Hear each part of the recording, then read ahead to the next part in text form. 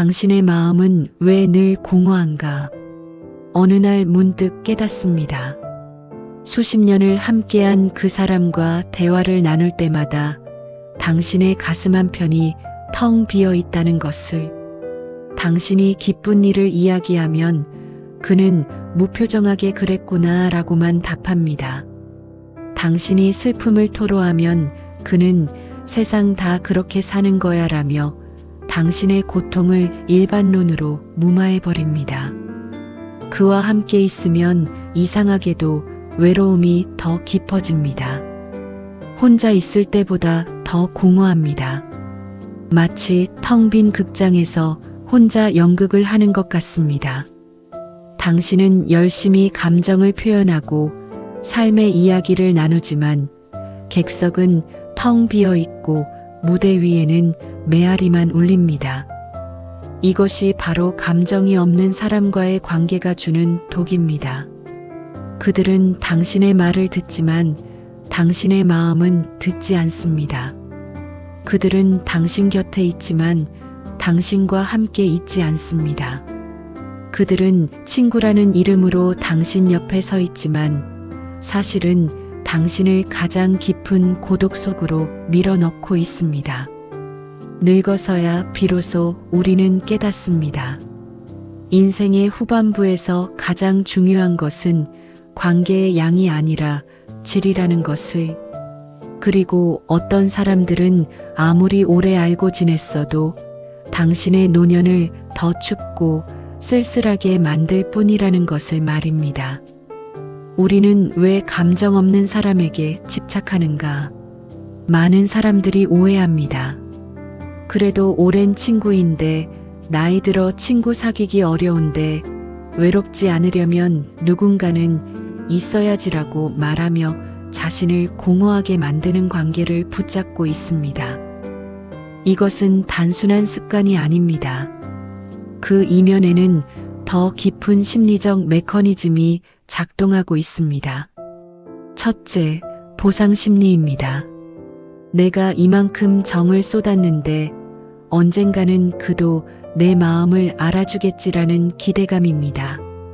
당신은 무의식 중에 감정의 빚쟁이가 되어 있습니다. 당신이 준 관심과 애정이 언젠가는 보답받을 것이라 믿으며 계속 투자합니다. 하지만 감정이 없는 사람은 당신의 투자를 결코 인지하지 못합니다. 그들에게 당신의 정성은 그저 일상의 배경음악일 뿐입니다. 둘째, 손실 회피 편향입니다.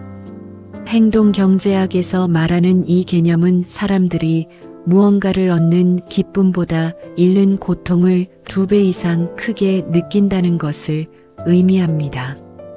당신은 수십 년 쌓아온 관계를 끊으면 그동안의 시간이 헛된 것이 되지 않을까라고 두려워합니다. 하지만 진실은 이것입니다. 이미 헛된 시간이었다는 것을, 그리고 지금 끊지 않으면 앞으로도 계속 헛된 시간을 보내게 될 것이라는 점입니다. 셋째, 존재 확인의 욕구입니다. 노년에 접어들수록 사람들은 자신의 존재감이 희미해지는 것을 두려워합니다. 감정이 없는 사람이라도 누군가 내 전화를 받아주고 내 이야기를 듣는 척이라도 해주면 그것이 자신이 여전히 이 세상에 존재한다는 증거처럼 느껴집니다. 하지만 이것은 착각입니다. 진정한 존재 확인은 누군가가 당신의 존재 자체에 반응할 때 일어납니다. 단지 당신의 말에 반응하는 것이 아니라 말입니다. 넷째, 외로움에 대한 공포입니다. 많은 사람들이 나쁜 관계라도 없는 것보다는 낫다고 착각합니다. 하지만 심리학자들은 명확히 말합니다. 진정한 외로움은 혼자 있을 때가 아니라 함께 있는데도 이해받지 못할 때 찾아온다고. 감정이 없는 사람과 함께 있는 것은 외로움을 해소하는 것이 아니라 외로움을 더욱 예리하게 자각하게 만드는 행위입니다. 마지막으로 자기애의 상처입니다. 내가 좋은 사람인데 왜 그는 나를 이해하지 못할까라는 의문은 결국 나는 충분히 사랑받을 만한 사람인가라는 자기 의심으로 이어집니다. 그래서 당신은 더욱 필사적으로 그 관계를 붙잡으려 합니다. 그가 당신을 이해하는 순간이 곧 당신의 가치가 증명되는 순간이라고 믿기 때문입니다. 하지만 진실은 간단합니다. 감정이 없는 사람은 누구도 이해하지 못합니다. 그것은 당신의 문제가 아니라 그의 한계입니다. 니체는 차라투스트라는 이렇게 말했다 해서 가장 무서운 인간은 선도 악도 없는 인간, 즉 무감각한 인간이라고 경고했습니다. 그는 이들을 최후의 인간이라 불렀습니다.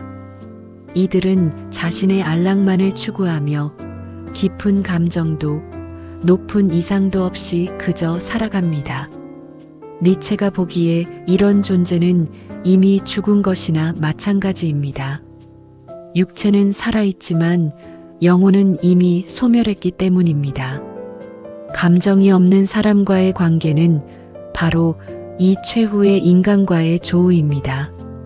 그들은 당신의 열정을 이해하지 못하고 당신의 슬픔에 공명하지 못하며 당신의 기쁨을 함께 나누지 못합니다. 그들에게 인생은 그저 수행해야 할 일상의 연속일 뿐입니다. 니체는 이렇게 말했습니다. 인간은 극복되어야 할 무엇이다. 하지만 감정이 없는 사람은 극복을 꿈꾸지도 않습니다. 그들은 현재의 둔감함 속에 안주합니다. 당신이 그런 사람과 관계를 유지하는 것은 당신 자신도 최후의 인간이 되어가는 과정입니다. 그들의 무감각이 전염되어 당신도 점차 자신의 감정을 의심하게 되고 열정을 부끄러워하게 되며 결국 감정을 억누르는 법을 배우게 됩니다. 마르쿠스 아우렐리우스는 명상록에서 이렇게 적었습니다. 당신의 평화를 해치는 것들로부터 물러나라. 그것들이 당신의 시간을 빼앗는 것만이 아니라 당신의 영혼을 흐리게 만든다. 로마 황제였던 그는 수많은 사람들과 관계를 맺어야 했지만 동시에 자신의 내면의 평화를 지키는 것이 얼마나 중요한지 알고 있었습니다. 감정이 없는 사람과의 관계는 당신의 시간만 빼앗는 것이 아닙니다. 더 심각한 것은 당신의 영혼을 흐리게 만든다는 점입니다. 당신은 점차 자신의 감정을 신뢰하지 못하게 됩니다. 내가 너무 예민한 건가? 내가 너무 많은 것을 기대하는 건가? 라고 자책하게 됩니다. 이것이 바로 아우렐리우스가 경고한 영혼의 흐려짐입니다. 쇼펜하우어는 의지와 표상으로서의 세계에서 인간관계의 본질을 고슴도치의 비유로 설명했습니다. 추운 겨울, 고슴도치들은 따뜻함을 위해 서로 가까이 다가가지만 가시에 찔려 다시 멀어집니다. 이렇게 가까워졌다, 멀어졌다를 반복하며 적절한 거리를 찾아갑니다. 하지만 감정이 없는 사람은 이 적절한 거리의 개념 자체가 없습니다. 그들은 가까워져도 따뜻함을 주지 못하고 멀어져도 아쉬워하지 않습니다. 쇼펜하우어의 고슴도치는 적어도 추위를 느끼고 따뜻함을 원합니다. 하지만 감정이 없는 사람은 추위도 따뜻함도 느끼지 못합니다. 그들과의 관계에서 당신만이 일방적으로 가까워지려 노력하고 가시에 찔리며 혼자 상처받습니다. 쇼펜하우어는 또한 고독을 견딜 수 있는 사람만이 진정으로 자유롭다고 말했습니다. 감정이 없는 사람과의 관계를 끊지 못하는 이유는 고독에 대한 공포 때문입니다. 하지만 그와 함께 있는 것보다 혼자 있는 것이 훨씬 덜 외롭다는 역설을 깨달아야 합니다. 세네카는 인생의 짧음에 대하여에서 이렇게 말했습니다. 우리에게 주어진 시간은 충분하다. 다만 우리가 그것을 헛되이 낭비할 뿐이다. 그는 특히 쓸데없는 인간관계를 시간 낭비의 주요 원인 중 하나로 꼽았습니다. 노년에 접어들수록 우리에게 남은 시간은 더욱 귀해집니다. 이 귀한 시간을 당신의 마음을 이해하지 못하고 당신의 감정에 반응하지 않으며 당신의 존재를 진정으로 인정하지 않는 사람과 나누는 것은 세네카가 말한 가장 큰 낭비입니다. 무관심과 자유의 실천 감정의 독을 끊어내는 법. 이제 실천의 영역으로 들어갑니다. 감정이 없는 사람으로부터 자유로워지는 것은 단순히 관계를 끊는 물리적 행위가 아닙니다. 그것은 내면의 태도를 바꾸는 영적 수련입니다. 첫 번째 실천은 기대의 단식입니다. 당신이 고통스러운 이유는 그 사람이 감정이 없기 때문이 아니라 당신이 그에게 계속 감정적 반응을 기대하기 때문입니다. 오늘부터 그 사람과의 대화에서 어떤 공감도, 어떤 이해도, 어떤 감동도 기대하지 마십시오. 그를 마치 기능적 관계로만 대하십시오. 필요한 정보를 주고받는 정도로만 관계를 축소하십시오. 이것은 냉정해지라는 의미가 아닙니다. 오히려 당신 자신을 보호하라는 의미입니다. 물이 필요한 사람이 사막에서 우물을 파는 것은 합리적이지만 이미 말라버린 우물에서 계속 물을 퍼내려 애쓰는 것은 어리석습니다. 그 사람은 말라버린 우물입니다.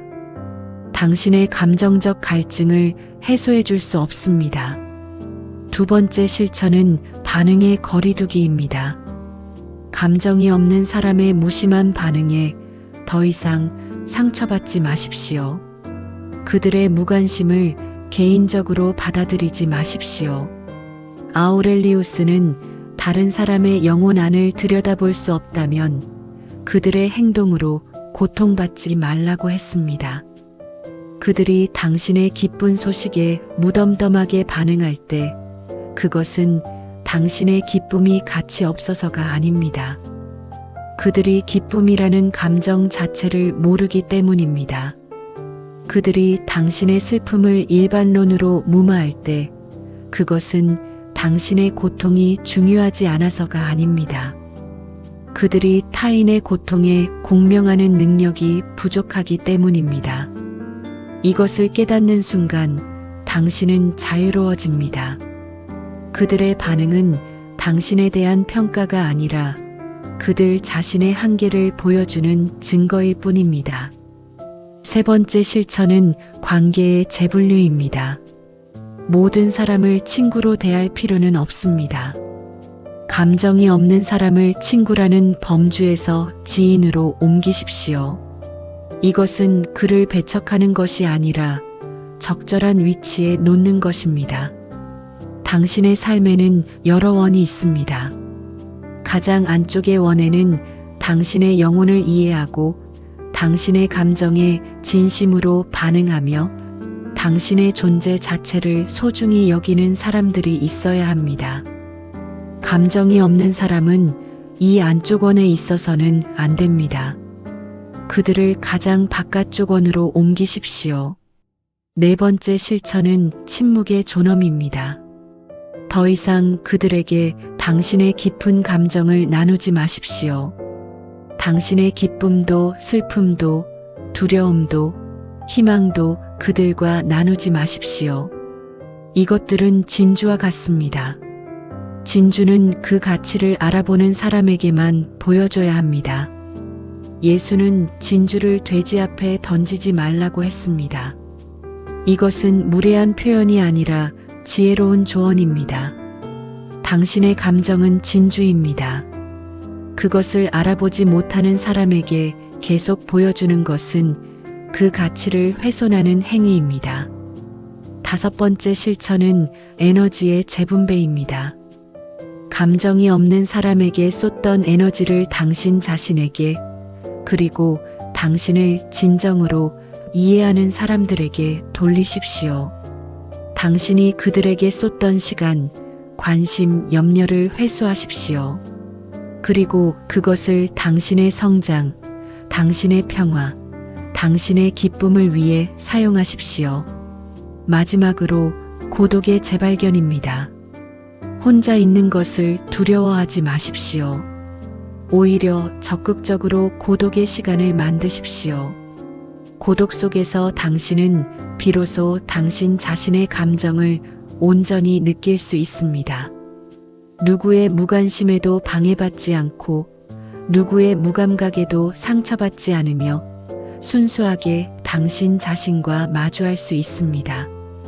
릴케는 고독은 집으로 돌아가는 것이라고 했습니다.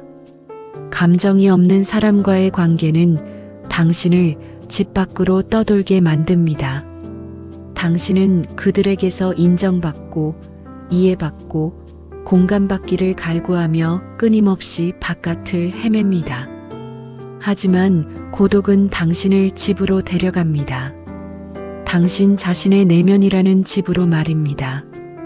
결말 당신의 마음이 살아야 당신이 산다. 노년은 인생의 종착역이 아닙니다. 그것은 새로운 시작입니다. 필요 없는 것들을 버리고 진짜 중요한 것들만 간직하는 시간입니다. 그 필요 없는 것들 중 가장 먼저 버려야 할 것이 바로 당신을 공허하게 만드는 관계입니다. 감정이 없는 사람과의 관계를 끊는다고 해서 당신이 냉정한 사람이 되는 것은 아닙니다. 오히려 그 반대입니다. 당신은 당신의 감정을 소중히 여기는 사람입니다. 당신의 마음이 사는 것을 최우선으로 두는 사람입니다. 나무는 죽은 가지를 스스로 떨어뜨립니다. 그래야 새로운 가지가 돋아날 수 있기 때문입니다. 감정이 없는 사람과의 관계는 이미 죽은 가지입니다. 그것을 붙잡고 있는 것은 나무를 살리는 것이 아니라 나무의 생명력을 빼앗는 것입니다. 이제 손을 놓으십시오. 아무런 죄책감도 후회도 없이 그저 담담하게 손을 놓으십시오. 그리고 당신의 마음이 다시 뛰는 소리를 들으십시오. 당신의 감정이 다시 살아나는 것을 느끼십시오. 당신의 영혼이 다시 숨쉬는 것을 경험하십시오. 당신의 남은 인생은 당신의 것입니다. 그것을 당신을 이해하지 못하는 사람들에게 내어주지 마십시오. 당신의 시간은 당신의 것입니다. 그것을 당신의 마음을 공허하게 만드는 관계에 낭비하지 마십시오. 당신의 감정은 당신의 것입니다. 그것을 알아주지 않는 사람에게 계속 보여주지 마십시오. 마지막으로 이것을 기억하십시오. 혼자 있는 것과 외로운 것은 다릅니다. 진정한 외로움은 함께 있는데도 혼자인 것입니다. 진정한 평화는 혼자 있어도 충만한 것입니다. 그렇다면 이제 당신에게 묻겠습니다. 당신은 여전히 당신을 공허하게 만드는 그 관계를 붙잡고 있습니까? 아니면 오늘, 바로 지금 당신의 마음을 살리기로 결심하시겠습니까?